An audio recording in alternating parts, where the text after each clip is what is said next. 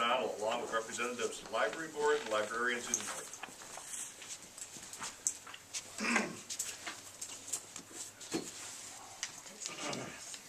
I gave one of mine. Oh, okay. Did you get one first?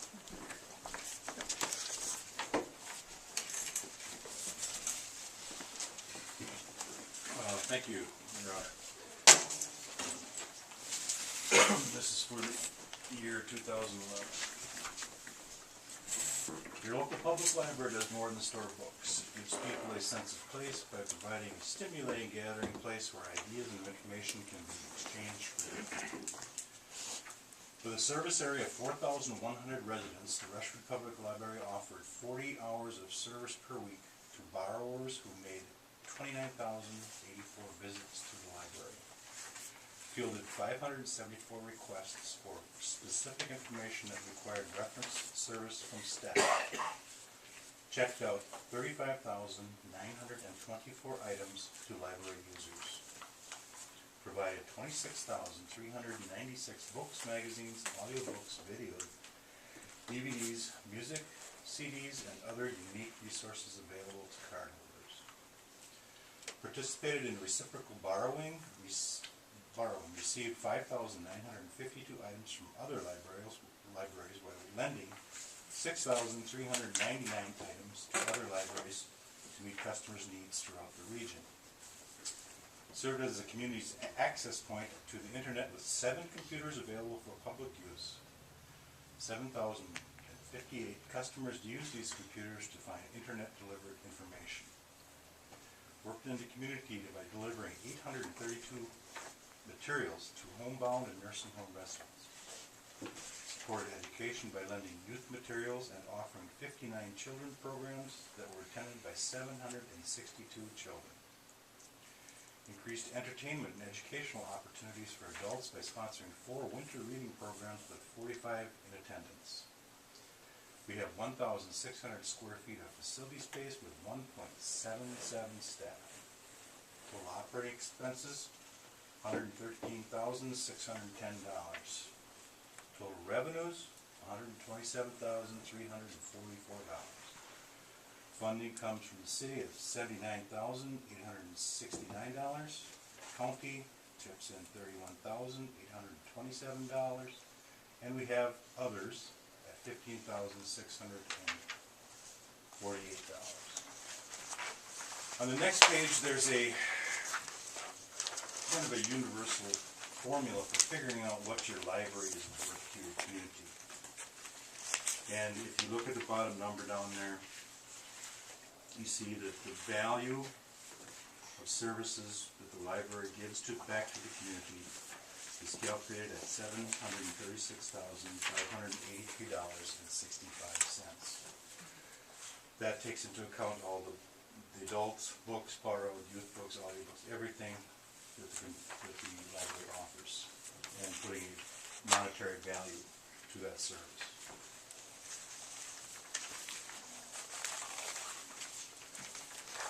Now, and on this first pie chart is where the borrowed materials go.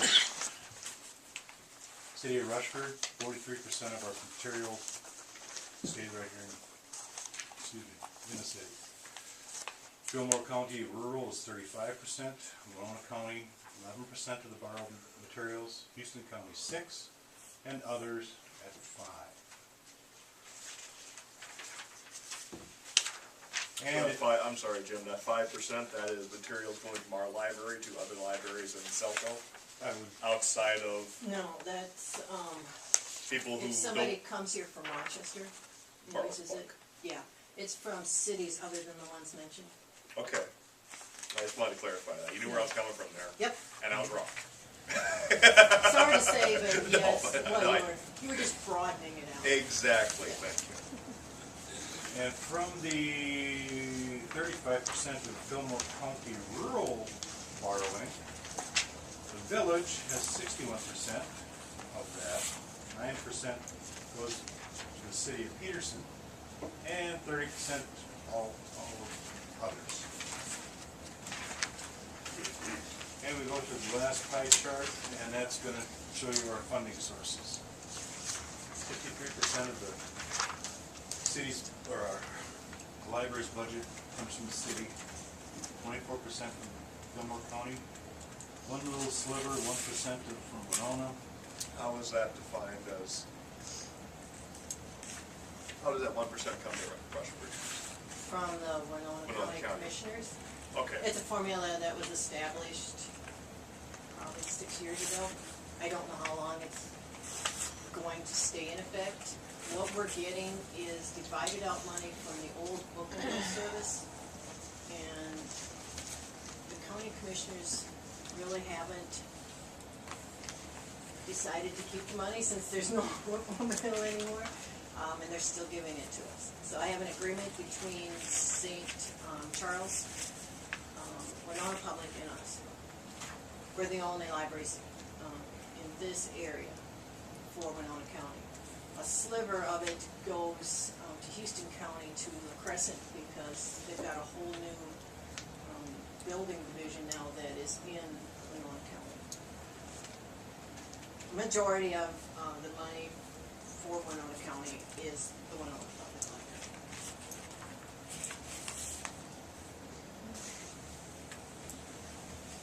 sorry, Jim, thanks.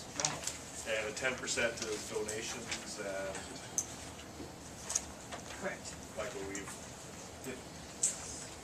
And the state money is the little bit of, when on the first page when it talks about interlibrary loans, when we send out more than we take in, we are reimbursed from the state.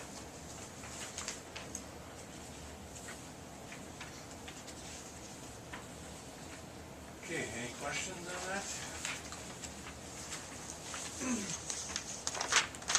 That's basically our annual report. All of these numbers are required by the state, and they have to be submitted no later than April 1st. And so I've condensed a 32-page report down there. It's, libraries live by stats, and so does the state. And that's why you can compare area libraries, you can compare libraries in the whole United States, because everybody's required to do it. Most recently, schools, they're not mandated to do it, but they're highly urged to keep stats.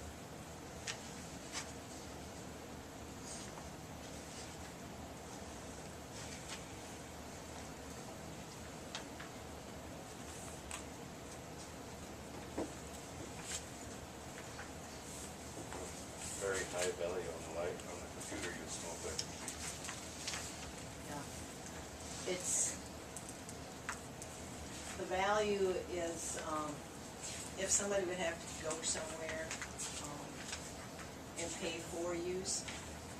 The formula was established through a couple of different states working with different vendors and coming up with a formula. And almost all the United States uses the same formula now for calculating it out. So there might be some discrepancies, you know, when you're comparing East Coast, West Coast, Midwest, but it all averages out in the formula, so it's pretty accurate. We have high computer use mostly. All unemployment benefits, you have to register every week to say whether or not you looked for a job. Food stamps have to be received onto your card through the internet.